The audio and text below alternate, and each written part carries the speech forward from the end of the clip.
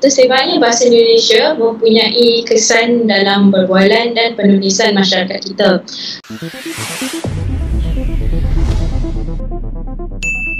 Paling ngakak banget, Malaysia resah anak mudanya banyak yang fasih bahasa Indonesia daripada bahasa Melayu. Halo, salam jumpa lagi di channel ini dan terima kasih untuk Anda yang setia menonton video-video di channel ini.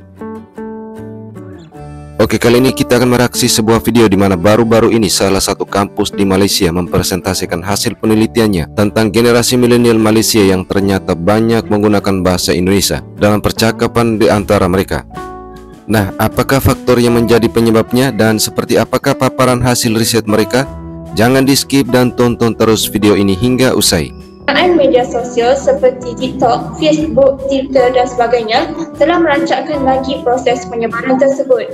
Malaysia juga menerima pengaruh bahasa dari negara sekitarnya termasuklah dari Indonesia. TikTok ini boleh menjadi satu medium penyebaran bahasa Indonesia kepada masyarakat di Malaysia.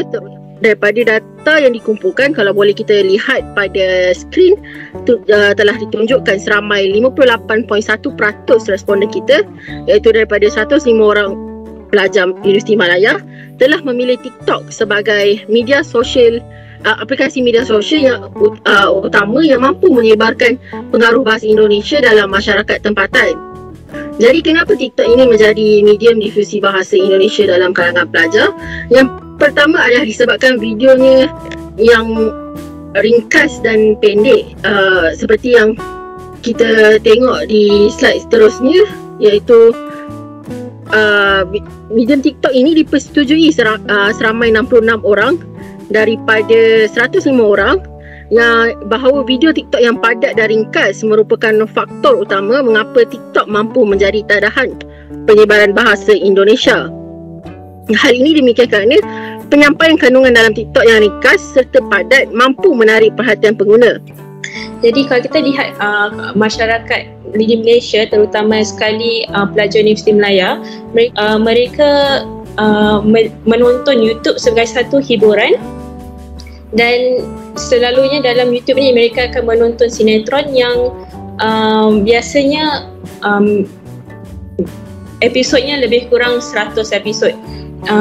Selain itu, melalui YouTube juga, mereka juga boleh mendengar kompilasi lagu Indonesia yang popular. Muzik atau lagu dapat menjadi faktor kepada penyebaran bahasa Indonesia dalam kalangan pelajar Universiti Malaya kerana penyebaran bahasa Indonesia dalam kalangan ini kita dapat lihat bahawa lirik lagu terdiri daripada perkataan-perkataan yang disusun rapi untuk menimbulkan keindahan. Lirik juga merupakan pelengkap kepada sesebuah lagu. Penggunaan kata-kata atau bahasa dalam lirik lagu ini amat penting agar sesuatu makna dapat disampaikan kepada pendengar.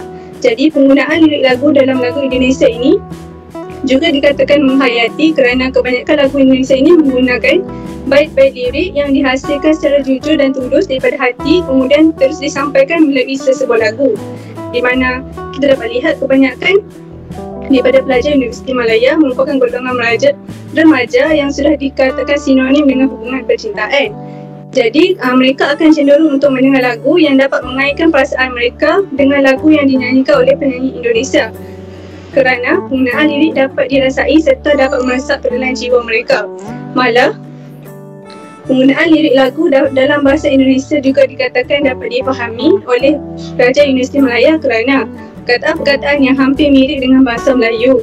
Dengan ini, mereka akan mendengar lagu berkenaan secara berulang kali, malah turut menghafal dan mengingati lirik lagu berkenaan sehingga menyebabkan penyerapan kosakata bahasa Indonesia tersebut. Iaitu saudari Anis, apakah yang menyebabkan golongan influencer ini mampu menyebarkan pengaruh bahasa mereka dalam kalangan pelajar di Universiti Malaya? Secara umumnya, golongan influencer ini adalah golongan yang berpengaruh dan mampu untuk menyebarkan pengaruh bahasa mereka dalam kalangan pelajar di Universiti Malaya. Golongan pelajar, terutama pelajar Universiti Malaya, senang terikut dengan aspek bahasa yang dituturkan oleh influencer ini. Bagaimanakah bahasa Indonesia boleh tersebar di Malaysia melalui drama atau sinetron? Mohon saudari memberi ulasan mengenai hal tersebut. Seperti yang kita tahu, drama Indonesia ini memang daripada dulu lagi telah banyak disiarkan di siaran TV di Malaysia. Malah sejak beberapa tahun yang lepas, Astro sendiri telah menyediakan satu saluran khas untuk rancangan televisyen dari Indonesia saja. Jadi kalau sesiapa yang meminati drama Indonesia, mereka boleh membeli saluran tersebut untuk menonton drama-drama khas daripada Indonesia. Jadi kalau saya rasa tidak hairanlah mengapa drama atau sinetron Indonesia ini mampu menjadi tadahan penyebaran bahasa Indonesia. Sebab seperti yang moderator kita cakap tadi, memang kita ni dibesarkan dengan drama dan sinetron daripada negara jiran. Mungkin bukan semua, tapi saya pasti ramai yang menonton drama-drama Indonesia sewaktu mereka kecil. Sebagai contoh, drama Baim, Nada Cinta, Bawang Putih Bawang Merah dan sebagainya. Bagi saya, drama dan sinetron Indonesia yang menarik ini mampu menarik perhatian penonton, menyebabkan mereka boleh menonton drama tersebut dari awal sehinggalah ke pengakhirannya. Malah terdapat beberapa peminat yang sanggup mengulang-ulang beberapa kali hanya untuk menonton babak-babak yang mereka minati. Daripada menonton drama ini, mereka mula mempelajari bahasa Indonesia untuk mereka lebih faham apa yang diperkatakan oleh pelakon-pelakon atau watak-watak yang dibawa oleh pelakon-pelakon tersebut. Rasa ingin tahu menyebabkan kita akan mengulang, mempelajari dan mendengar kata-kata dalam bahasa Indonesia agar pemahaman kita lebih jelas.